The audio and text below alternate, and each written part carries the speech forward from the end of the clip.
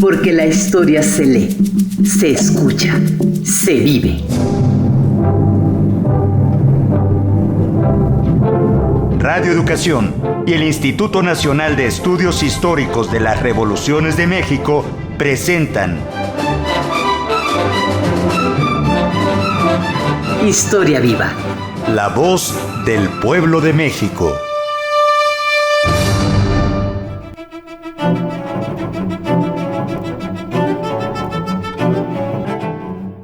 Muy buen día a todos y todas las radioescuchas que nos acompañan hoy aquí en Historia Viva, la voz del pueblo de México. Mi nombre es Ivette Mota y les doy la bienvenida a este programa que es una producción conjunta entre Radio Educación y el Instituto Nacional de Estudios Históricos de las Revoluciones de México.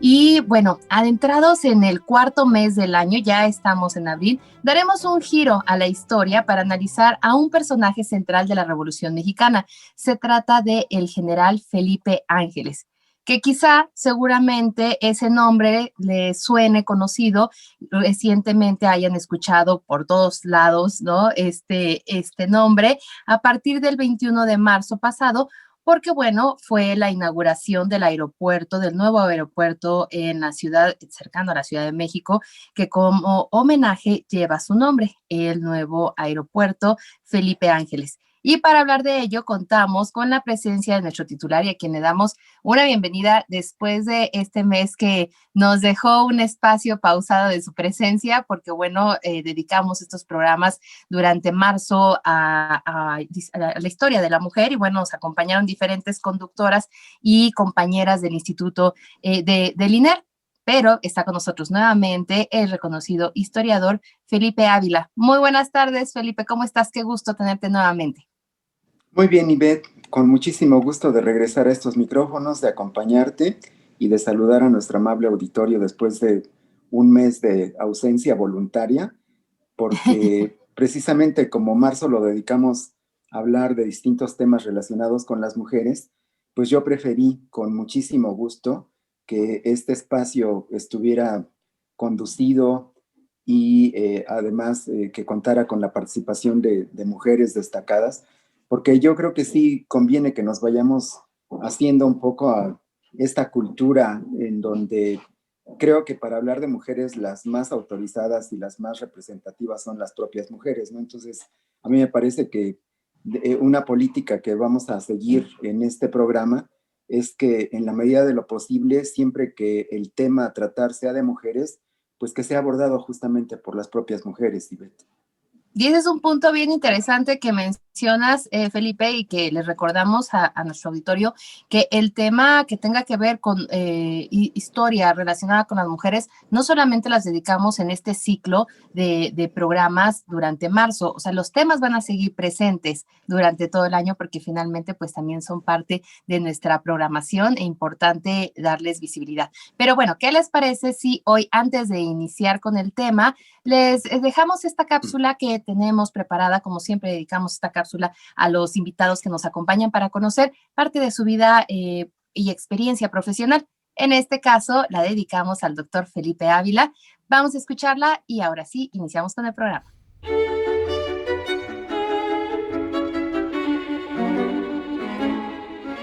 Es sociólogo por la UNAM y doctor en Historia por el Colegio de México, Felipe Ávila. Es autor de El pensamiento económico, político y social de la Convención de Aguascalientes, publicada por el INERM y el Instituto de Cultura de Aguascalientes en 1992, y de Los orígenes del zapatismo, publicado por el Colegio de México. Es de su autoría, asimismo, Entre el porfiriato y la revolución, el gobierno interino de Francisco León de la Barra, así como de Las corrientes revolucionarias y la soberana convención, INERM, el Colegio de México, 2014. Ha escrito La breve historia del zapatismo, Crítica 2018. Emiliano Zapata, La lucha por la tierra, la justicia y la libertad, Crítica 2019. Y es coautor con Pedro Salmerón de La historia breve de la Revolución Mexicana, INERM, Siglo XXI Editores, 2015. Asimismo, Ávila ha coordinado la publicación del libro El Zapatismo, volumen 7 de la historia de Morelos, Tierra, Gente, Tiempos del Sur. Horacio Crespo, director, H. Congreso del Estado de Morelos, 2010.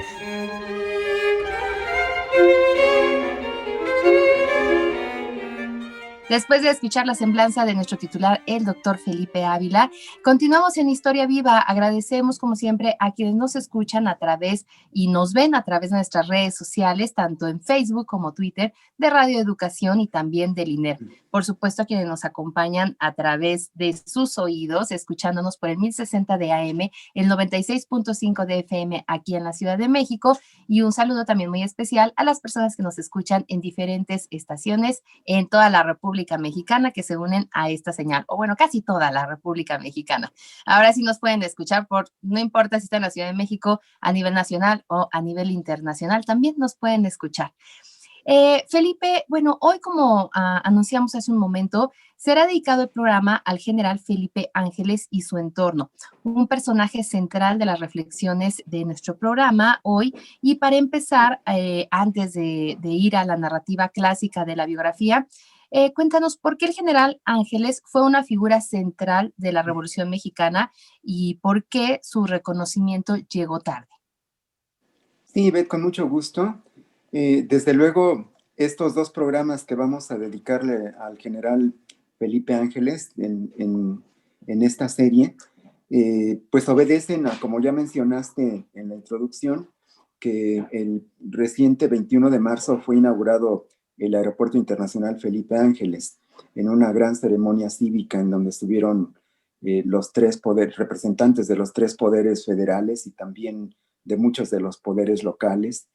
Y creo que en estas últimas semanas la sociedad mexicana ha tenido la oportunidad de conocer un poquito más acerca de este personaje que le da el nombre al Aeropuerto Internacional Felipe Ángeles. Creo que hemos tenido la oportunidad de conocer un poquito más de su obra, de su vida, de su ejemplo, y creo que sin duda el nombre de Felipe Ángeles que se le puso al Aeropuerto Internacional nuevo de esta república, pues hace un merecido homenaje y justicia a un personaje extraordinario como lo fue sin duda el general Felipe Ángeles. Felipe Ángeles es importante, Ivette, porque es uno de los más importantes generales de la revolución, pero creo que es importante por dos características peculiares. En primer lugar, porque Felipe Ángeles se formó dentro del colegio militar porfirista. Es quizá el mejor ejemplo de un brillante alumno que después fue profesor y después fue oficial y alto militar dentro de la institución castrense, que representa quizá uno de los mejores ejemplos del militar de carrera, el militar educado, el militar técnico, el militar profesional, pero también el militar humanista y el militar culto, que fue siempre Felipe Ángeles desde su juventud. Es uno de los más destacados alumnos que hayan pasado por las aulas de las escuelas militares de nuestro país en toda la historia.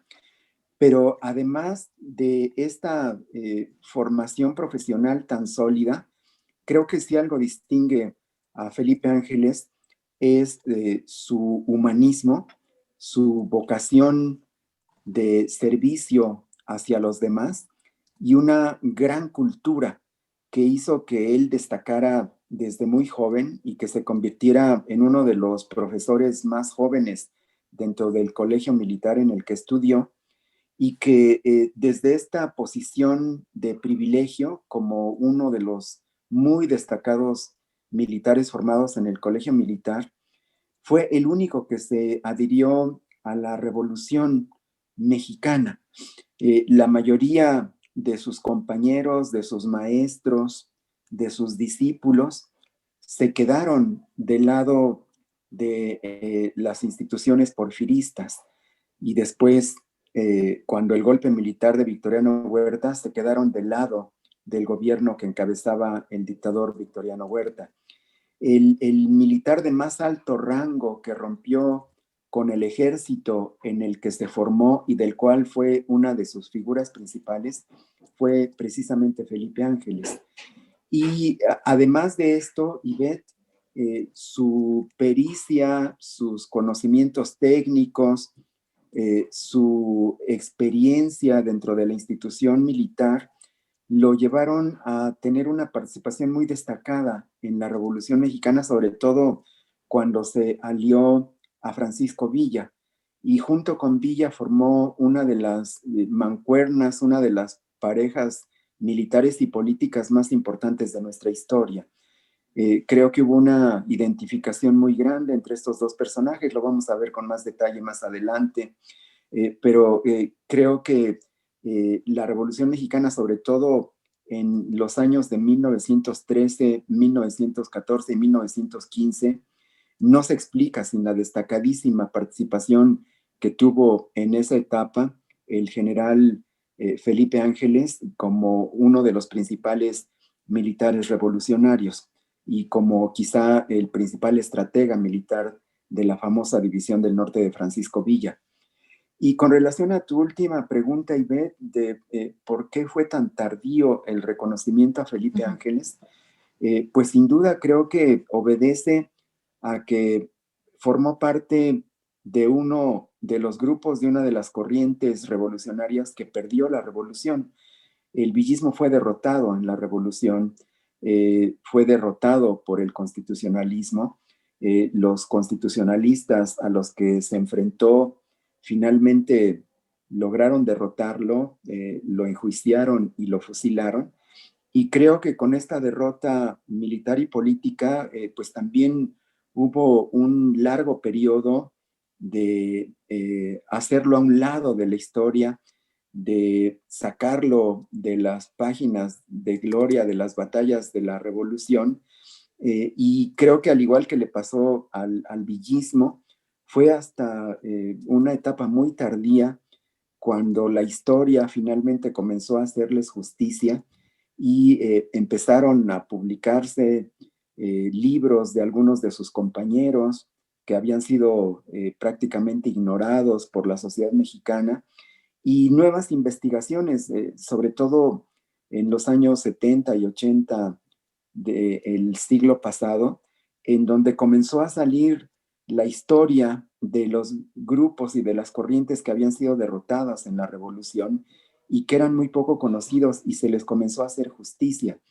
De manera que quizá los 3 libros más importantes de historia del villismo que se hayan escrito en los últimos 30, 35 años, el de Friedrich Katz, la biografía muy voluminosa sobre Francisco Villa, la biografía muy bien contada narrativamente de la División del Norte y de Villa de Paco Ignacio Taibo II, y los distintos libros sobre la División del Norte y el villismo que ha escrito Pedro Salmerón, creo que ahí, además de la importantísima biografía que salió hace 2 años de Adolfo Gili sobre Felipe Ángeles, creo que estos 4 libros le hacen por fin justicia tanto al villismo como desde luego a Felipe Ángeles como una de sus figuras señeras dentro de esa corriente revolucionaria.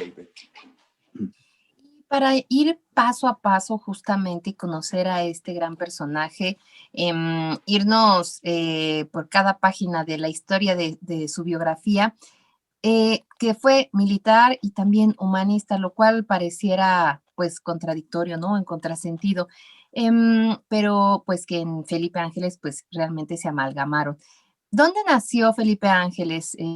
¿Cómo fueron sus primeros años? ¿Qué estudió? Ya nos hablabas un poquito de pues, sus intereses, pero ¿cómo eligió la carrera castrense desde muy joven? Y bueno, estas son algunas de las primeras preguntas para ir conociendo parte de la vida del general Felipe Ángeles.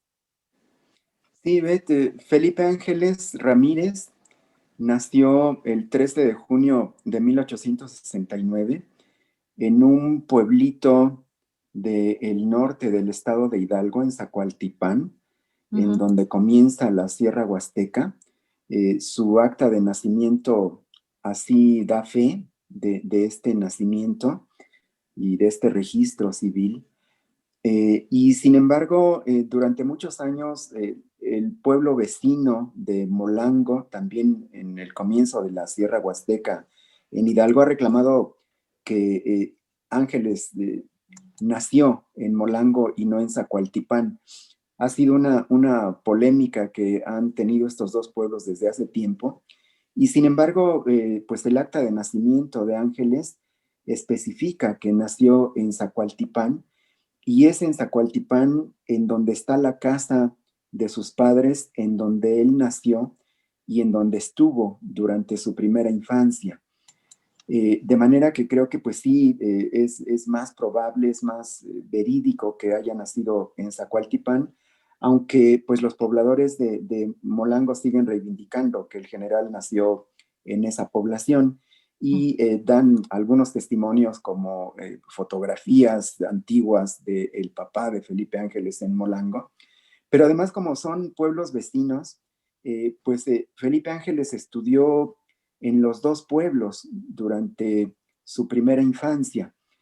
Hay que señalar, Ivette, que el padre de Felipe Ángeles, que llevaba su mismo nombre, Felipe Ángeles, había sido un combatiente durante la etapa de las guerras de reforma y particularmente durante la intervención francesa, en donde había militado junto con los republicanos y los patriotas mexicanos combatiendo a las tropas francesas. De manera que cuando Felipe Ángeles terminó sus primeros estudios en Zacualtipán y en Molango, y que se desplazó a la capital del estado, a la ciudad de Pachuca, para hacer sus estudios de bachillerato en el Instituto Científico y Literario de Pachuca. Su papá tenía un prestigio y un reconocimiento ganado dentro de las filas liberales y republicanas, y gracias a eso pudo obtener una beca para ingresar al Colegio Militar, Ivette, institución a la que entró cuando tenía 14 años y en donde cursaría brillantes estudios durante los siguientes 9 años. Esto es importante mencionar, Ivette, porque Felipe Ángeles provenía de una familia pobre, de una familia rural, de una familia que se ganaba la vida trabajando las tierras y cuidando al ganado. Incluso en algunos momentos de su vida ya como un personaje famoso de la revolución, Felipe Ángeles mencionó que por sus venas corría sangre indígena y que él mismo era indígena. Sin embargo, pues esto no está comprobado, Ivette. Lo que sí es muy claro es que era de ascendencia mestiza y que seguramente entre sus antepasados hubo ancestros que sin duda provenían de los pueblos indígenas nahuas del norte de Hidalgo. Pero que si no hubiera sido por esa posibilidad de conseguir una beca para estudiar en el colegio militar, Felipe Ángeles jamás habría podido tener esa oportunidad de hacer estudios medios y profesionales en una de las instituciones con más prestigio en el México de la época. Ingresó al colegio militar y muy pronto se destacó por ser un brillante alumno, sobre todo en las áreas técnicas de matemáticas y de física. De manera que antes de terminar sus estudios en el colegio militar, comenzó a dar clases como profesor adjunto o sustituyendo a alguno de sus maestros en estas materias de matemáticas y de balística, en donde se fue haciendo un experto, y después incluso ya cuando había egresado del colegio militar, tuvo la oportunidad de dar clases ahí y también en la Escuela Nacional Preparatoria, y los apuntes con los que daba sus cursos, sus clases, sobre todo de balística militar, pues hicieron que esos textos se convirtieran en un libro de texto que era estudiado por las generaciones posteriores. De manera, Ivette, que hacia el final del siglo XIX y los comienzos del siglo XX, Felipe Ángeles es un egresado del Colegio Militar, un destacado profesional técnico, experto en artillería, y esto le vale que sea becado para que vaya a perfeccionar sus estudios en la principal escuela militar del mundo en esa época, que eran las escuelas militares en Francia. Se desplazó para hacer cursos de especialización en artillería, y eso hizo que fuera un muy consumado experto en el manejo de esta arma central de los ejércitos de la época. ¿Cómo vivió justamente Felipe Ángeles este periodo de formación militar pues justamente haciendo estos estudios de especialización en Francia, como mencionas? Yo creo que en este periodo formativo académico de Felipe Ángeles hay dos aspectos que merecen comentarse. Por un lado, su inteligencia y su formación sólida académica en materias muy especializadas como las matemáticas, la física y la balística, que después lo hicieron que eso pudiera materializarse en los estudios que tomó sobre artillería. Uh-huh. Era un artillero teórico y práctico muy, muy importante. Quizá haya sido el principal artillero en la historia militar de México, pero al mismo tiempo era alguien al que le preocupaba mucho la cultura, leía muchísimo, leía historia, leía literatura, leía cultura general, y eso hizo de Felipe Ángeles una rara mezcla entre un hábil militar técnico con una sólida formación humanística. Y esto hizo que muy pronto, en cuanto tuvo oportunidad de poner en práctica sus conocimientos, combinara esas dos habilidades, la técnica con las humanidades. Es uno de esos pocos militares preocupados por leer, por estudiar, por aprender, pero sobre todo con una profunda vocación social, con un compromiso con la gente más desprotegida y también poco a poco con un compromiso con los principios de la democracia y de la libertad. Es esto lo que hace a Ángeles tan peculiar y tan distinto de muchos de los militares que se han formado en México y en América Latina, Ivette. Para conocer un poco más acerca de la vida de Felipe Ángeles, el equipo de producción de este programa de Historia Viva preparó una cápsula para conocer justo otros escenarios de Felipe Ángeles. Felipe Ángeles visto por sí mismo. Vamos a escucharla y continuamos en un momentito más.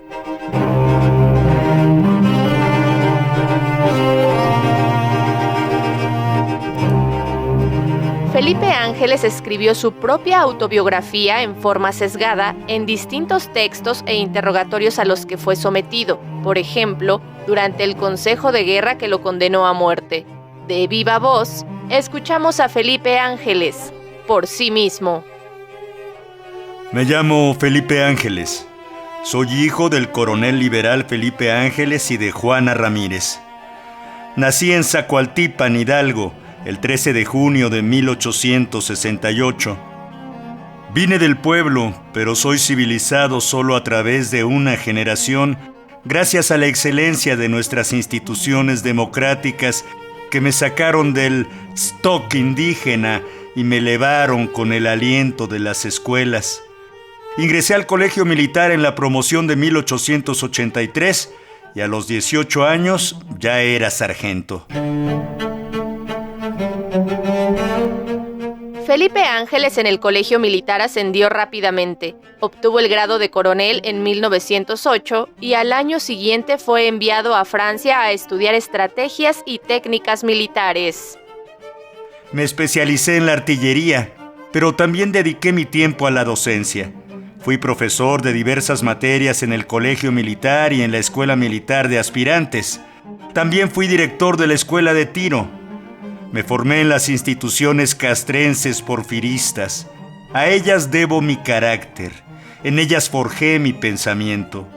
En enero de 1908 fui ascendido a coronel de artillería y recibí también la Cruz de Honor por mis 25 años de servicio. Aunque formé parte de la élite militar porfirista, fui un crítico de la corrupción existente en su interior. Al estallar la Revolución Maderista, me encontraba comisionado en Francia. A pesar de que solicité regresar al país, las autoridades militares no me lo permitieron. Felipe Ángeles regresó de Francia después del derrocamiento de Porfirio Díaz.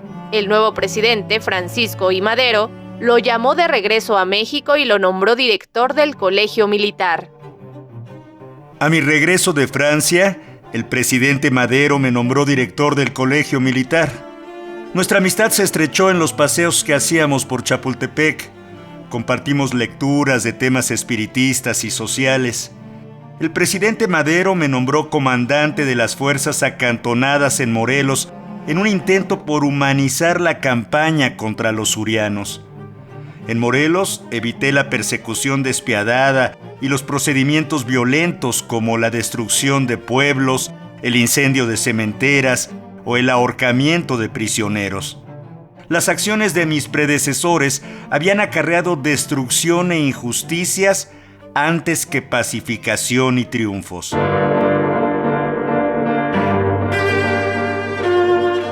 Fue nombrado por Madero para dirigir las operaciones contra Emiliano Zapata en Morelos, pero Ángeles se identificó con las causas zapatistas y el respeto a los derechos humanos. En la campaña de Morelos conocí las injusticias padecidas por los pueblos y las denuncié. Me cuestioné entonces el sentido de la guerra de exterminio. ¿Tienen derecho la sociedad blanca que permite el asesinato por jefes militares de los humildes indios, víctimas de bajas y viles intrigas? ¿Tiene derecho la sociedad que tolera la explotación de la guerra que hacen los oficiales para progresar en su profesión a costa de la vida de las familias de esos pueblos? ¿Tiene derecho la sociedad que no ve con horror el incendio de las poblaciones, la conversión de templos en cuarteles y caballerizas, que ve impasible que los indios sean expulsados de sus hogares y anden errantes por los bosques como fieras? ¿Tiene derecho la sociedad a reprochar a Genovevo de la O que haga una guerra sin cuartel a sus verdugos y que caiga a medianoche sobre un campamento de soldados ahogados por el alcohol y los sacrifique? Antes de capturar a Madero y a Pino Suárez, Victoriano Huerta le tendió una trampa a Felipe Ángeles y lo tomó prisionero. Su intención, al parecer, no era fusilarlo, pues el general hidalguense aún mantenía influencia en el ejército. Nunca olvidé que Zapata y Madero alguna vez persiguieron juntos el mismo objetivo: libertad, justicia y condiciones de vida decentes para las masas. Me parecía una tragedia que partidarios de ambos, todos revolucionarios, se hicieran daño unos a otros. Durante la Decena Trágica, Huerta me arrestó en Palacio Nacional junto al presidente Madero y el vicepresidente Pino Suárez. A pesar de las promesas hechas por respetar su vida, yo sabía que a don Pancho lo iban a tronar. Esta es una de las decepciones más grandes de mi vida, la muerte del señor Madero, la cual considero uno de los crímenes más grandes de nuestra historia.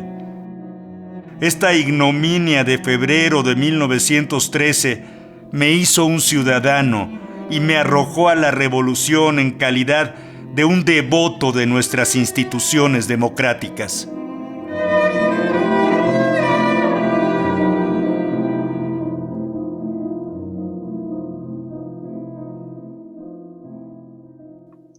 Estamos de regreso en Historia Viva, la voz del pueblo de México. Recuerden que este es un espacio para la difusión de la historia y el intercambio de ideas. En esta ocasión estamos dedicando el programa al general Felipe Ángeles y la Revolución Mexicana. Para continuar, Felipe, con este tema de el general Felipe Ángeles en su estadía en Francia, Él se enteró en ese momento del estallido de la Revolución Mexicana y pidió regresar al país, pero nunca lo llamaron. ¿Cómo se enteró Francisco I. Madero de la existencia de Felipe Ángeles y cómo lo llamó e integró a la revolución? Sí, Betty, me gustaría comenzar señalando que Felipe Ángeles estaba en Francia desde 1904, Ujú. no solamente haciendo estudios de especialización, sino también purgando una especie de castigo, porque Felipe Ángeles eh, había sido nombrado como integrante de un grupo que se dedicaba dentro del ejército a comprar armamento, y el jefe de este grupo era el general Manuel Mondragón, uno de los generales más importantes del ejército porfirista, el padre de Nahui Olin, de Carmen Mondragón, una muy destacada mujer mexicana, sobre todo de la década de 1920. Eh, pero Manuel Mondragón también tenía fama de corrupto y quiso que Felipe Ángeles avalara una compra de equipo militar al ejército francés, en donde había puesto un sobreprecio del 25% sobre el precio original de esos instrumentos de guerra, y Felipe Ángeles no estuvo de acuerdo con eso. Pero además, Ivette, Felipe Ángeles comenzó a publicar artículos en la revista del Ejército y también en algunos periódicos nacionales. Y en uno de esos artículos, Felipe Ángeles hizo una crítica muy fuerte de una institución militar que había sido creada en años recientes por Bernardo Reyes, otra de las glorias del ejército porfirista, que era la Escuela Nacional de Aspirantes, que estaba ubicada en Tlalpan y que era una especie de bachillerato en donde se daba una formación militar muy escueta, muy sencilla, muy elemental a los adolescentes que ingresaban a esa institución, y después ya entraban a formar parte del ejército. Esto Felipe Ángeles consideraba que no era una verdadera formación militar, como la que sí ofrecía el colegio militar, que era prácticamente pues una institución universitaria que Ujú. ofrecía una carrera profesional, en donde se llevaban muchísimas materias, entre ellas algunas de humanidades, y que por lo tanto Felipe Ángeles consideraba que la Escuela Nacional de Aspirantes no formaba verdaderos militares, no formaba a los militares que necesitaba México. Este artículo lo publicó en un periódico llamado El Diario, que era de circulación nacional, y bueno, pues fue un escándalo, porque no se acostumbra que dentro del ejército se hagan públicas las críticas, y menos una crítica por un joven egresado del colegio militar que descalificaba de una manera tan drástica a una institución recién creada por quizá en esos momentos el militar con mayor prestigio y respaldo dentro del ejército después de Porfirio Díaz, que era Bernardo Reyes. Por eso el general Felipe Ángeles lo arrestaron, estuvo preso dentro del ejército 8 días, y meses después se le envió comisionado a París en una especie de exilio político. Cuando estalló la revolución maderista, Felipe Ángeles estaba en París, Ujú. y desde que tuvo conocimiento del estallido revolucionario, él escribió a sus superiores para que le dieran permiso de regresar y defender al ejército y defender a las instituciones y defender al gobierno al que le había jurado lealtad, incluso combatiendo a los revolucionarios maderistas. Es decir, su lealtad con el ejército y con las instituciones eran superiores a posibles simpatías que hubiera podido tener con los revolucionarios, pero además él esos años no había estado en México y realmente no conocía lo que era la revolución maderista. Sus jefes no le hicieron caso, le dijeron que la revolución maderista ya estaba controlada, que no se preocupara y que si lo necesitaban lo iban a llamar. Pero pues eso no ocurrió. El ejército porfirista fue derrotado, Porfirio Díaz renunció y salió al exilio a París, Felipe Ángeles regresó a México hasta enero, en los primeros días de enero de 1912, cuando Francisco I. Madero apenas estaba cumpliendo 2 años como jefe del Ejecutivo, como presidente de la República. Y Francisco I. Madero comenzó a preguntar y a investigar dentro del ejército cuáles eran los cuadros militares que le podían servir, porque Madero había combatido al ejército porfirista y lo había derrotado. Y la mayoría de los altos mandos del ejército porfirista le guardaban un profundo rencor y algunos más hasta lo odiaban, como Victoriano Huerta, porque Madero los había humillado al derrotarlos y Madero era un personaje con quien los altos mandos militares del ejército porfirista le tenían un profundo desprecio y rechazo. Y investigando y teniendo desencuentros con estos altos militares, Madero se dio cuenta de que había un militar que se había atrevido a desafiarlos y que los había criticado y que había sido exiliado por atreverse a criticarlos, y que era un general honesto, todavía no era general, era coronel, pero que era un militar honesto y que además quería reformar al ejército y democratizarlo desde dentro. Y Madero pensó que no había un mejor militar para encargarle dirigir al colegio militar que a Felipe Ángeles, que era uno de los egresados más brillantes que se habían formado en esa institución. Madero le ofreció la dirección del colegio militar. Y el colegio militar, Ivette, hay que recordarle a nuestro auditorio que se encontraba en ese tiempo en el castillo de Chapultepec. Y el castillo de Chapultepec también era la residencia oficial del presidente de la República. Madero tenía por costumbre cabalgar en las mañanas, igual que Felipe Ángeles, de manera que fue muy natural que confluyeran y que comenzaran a hacer cabalgatas juntos casi todas las mañanas cuando Madero estaba en México. Y ahí se hicieron amigos y se identificaron.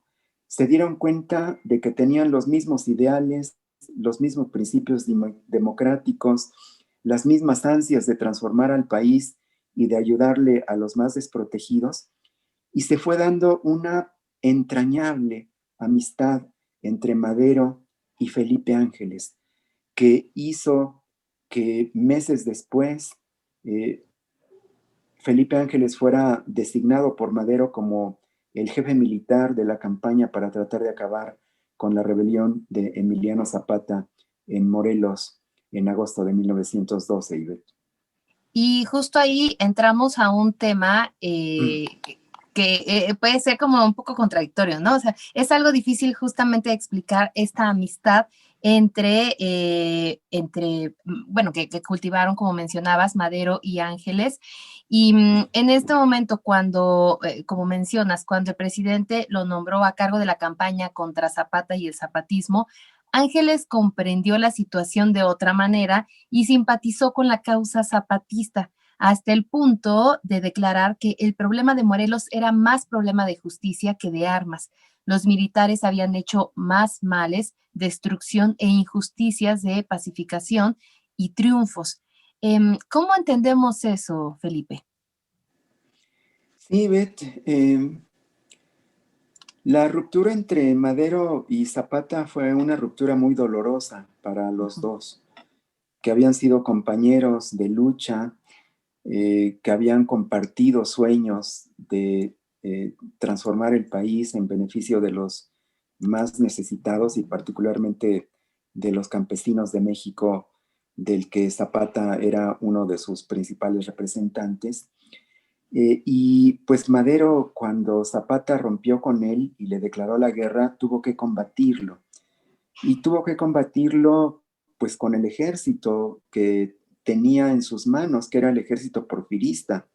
No tenía otro ejército porque Francisco y Madero había desarmado a su ejército revolucionario y los habían regresado de vuelta a sus hogares.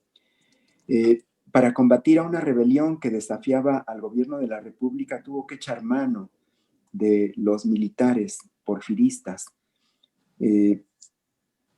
Uno de ellos, quizá el más sanguinario, y eso es ya mucho decir, porque muchos de ellos eran también sanguinarios, pero el que más se destacó por su crueldad en la lucha contra los zapatistas fue Juvencio Robles, que estuvo al frente de la campaña contra Zapata en el primer semestre de 1912.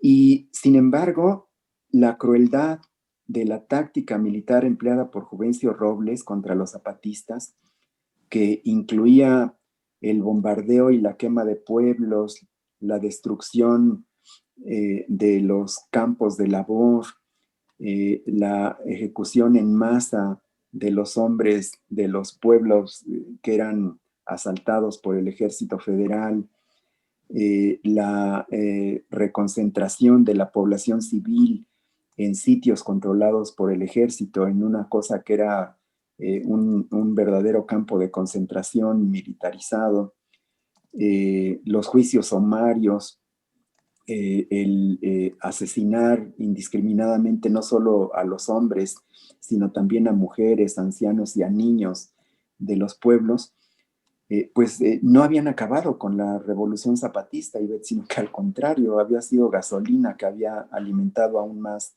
la fuerza de la rebelión. Hacia mediados de 1912, Francisco y Madero comprendió que esa manera de combatir al zapatismo, en lugar de acabar con él y exterminarlo, lo estaba enraizando aún más entre las comunidades de Morelos y estaba extendiendo la simpatía hacia la rebelión zapatista más allá de las fronteras de Morelos, hasta Guerrero, Tlaxcala, Puebla, el Estado de México y el Distrito Federal, y que de continuar con esa táctica de tierra arrasada, el zapatismo iba a ser todavía más poderoso y más difícil de derrotar. Y por eso decidió darle un vuelco y le encomendó a Felipe Ángeles que se hiciera cargo de la campaña contra Zapata. Zapata enfrentó a Felipe Ángeles desde agosto de 1912 y él mismo reconoció 3 años después que esos fueron los momentos más difíciles de su rebelión, porque Felipe Ángeles lo combatió en buena lid, sin tanta crueldad, sin tanta barbarie. Desde luego tuvo que combatirlo, pero lo combatió respetando las reglas de la guerra, es decir, enfrentándose solo contra los hombres armados y no lanzándose y por el contrario respetando a la población civil. Y no solo eso, también Felipe Ángeles, al darse cuenta de la legitimidad de la lucha zapatista, él mismo encabezó la reconstrucción de los pueblos que habían sido destruidos por Juvencio Robles. Y con esa política de una guerra más civilizada, si se puede decir de esa forma, una guerra que respetaba los derechos humanos de la población civil, Felipe Ángeles tuvo muchísimo más éxito. Y fue esa etapa cuando la rebelión zapatista estuvo más débil. Y sin embargo, esa guerra de Felipe Ángeles fue abortada de manera brutal por la decena trágica, por el golpe militar orquestado contra Francisco y Madero, pues que provocó un escenario completamente distinto. Y también es muy importante, Ivette, recordar que cuando estalló la decena trágica el 9 de febrero de 1913, Francisco I. Madero, de manera temeraria, se desplazó personalmente a Cuernavaca para hablar con Felipe Ángeles, para decirle que había estallado un golpe militar en la capital del país y para traérselo de regreso a la Ciudad de México para combatir a los rebeldes que se habían atrincherado en la Ciudadela. Porque Felipe Ángeles era en ese momento, Ivette, el único militar de alto rango en quien Francisco I. Madero confiaba. Por eso fue a Morelos para traérselo y lo trajo con él. Que no solamente confiaban, me imagino, pues los altos mandos, sino también pues los seguidores, ¿no? Los mismos militares. Y qué interesante conocer este lado, como ya mencionabas, humanista dentro de un ambiente de guerra o militar. Felipe, tras el cuartelazo y golpe de estado de Victoriano Huerta, la lealtad de Felipe Ángeles a la democracia y la honestidad militar lo condujo a unirse al constitucionalismo y su líder, Venustiano Carranza, aunque con el tiempo hubo diferencias, algunas diferencias entre ellos. ¿Cómo se explica este periodo histórico? Sí, Beth, cuando Victoriano Huerta encabezó el golpe militar que depuso, apresó y después asesinó a Francisco I. Madero como presidente de la República, el día en que Victoriano Huerta apresa a Madero y a Pino Suárez y los encierra en Palacio Nacional, ese mismo día también apresó a Felipe Ángeles, también pensando que si Ángeles estaba libre podía encabezar un movimiento para liberar al presidente y al vicepresidente, y pues eso podía poner en riesgo los planes de Victoriano Huerta de hacerse del poder por la mala. Los últimos días, las últimas horas de Madero las pasó con Felipe Ángeles porque estuvieron encerrados dentro del mismo cuarto en Palacio Nacional. Y cuando sacaron a Madero y a Pino Suárez para llevárselos a la penitenciaría de Lecumberri y asesinarlos, Felipe Ángeles se quedó preso en el Palacio Nacional. Cuando fueron ejecutados Madero y Pino Suárez, Victoriano Huerta encarceló a Felipe Ángeles y después lo deportó nuevamente exiliado a Europa. ¿Por qué no lo mató? Yo creo que por el prestigio que tenía Felipe Ángeles, porque hubiera estado asesinando a un militar con mucho reconocimiento y mucho prestigio, que además pues, era el director del colegio militar y todavía era el jefe de la campaña contra Emiliano Zapata en el sur. Podía tener problemas dentro del ejército si lo hubiera asesinado. En el exilio en Europa, durante los meses que estuvo en Europa Felipe Ángeles, estalló la segunda etapa de la revolución con el constitucionalismo y con el villismo y con la continuación del zapatismo. Felipe Ángeles, en cuanto pudo, regresó a México hacia finales de 1913 y se acercó a Venustiano Carranza, quien ya era el primer jefe del ejército constitucionalista, y le ofreció sus servicios. Venustiano Carranza, desde luego, lo aceptó, y sin embargo, Venustiano Carranza le tenía profunda desconfianza, en primer lugar, porque Felipe Ángeles pues, tenía un origen dentro del ejército porfirista, era un militar de carrera.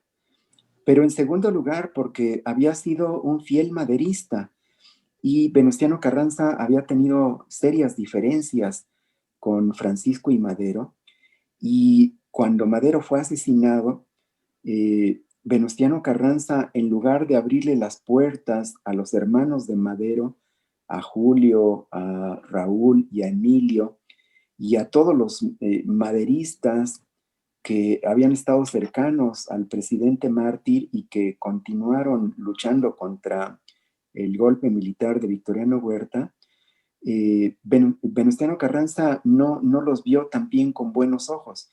Y casi todos esos familiares de Madero y compañeros de Madero, en lugar de adherirse al constitucionalismo de Venustiano Carranza, se fueron con Francisco Villa. Y Villa también llamó a Felipe Ángeles y Felipe Ángeles también se acercó al Centauro del Norte y juntos llevaron a cabo algunas de las principales batallas militares de esa etapa de la Justamente estas batallas militares y otras más lo que hicieron demostrar justamente este genio militar del general Felipe Ángeles. Para conocer más la historia del general Felipe Ángeles es muy amplia. Nuestro programa siempre nos quedamos cortos para poder hablar más de nuestros personajes a quien le damos voz, pero los invitamos a leer el libro de general Felipe Ángeles, El Estratega. Así lo nombró el historiador Adolfo Gili, que nos mencionaba Felipe en un inicio del programa. Busquen el libro, de verdad van a encontrar una historia muy interesante acerca de este gran personaje. Por lo pronto nos quedamos hoy hasta aquí en este tema. Muchísimas gracias, Felipe, por acompañarnos, por llevarnos justamente por estos caminos de la historia de nuestro pasado y que forman nuestro presente. Gracias, Felipe. Gracias a ti, Beth. Los esperamos en un nuevo programa de Historia Viva, La Voz del Pueblo de México. Porque la historia se lee, se escucha, se vive. Radio Educación y el Instituto Nacional de Estudios Históricos de las Revoluciones de México presentaron Historia Viva. La Voz del Pueblo de México.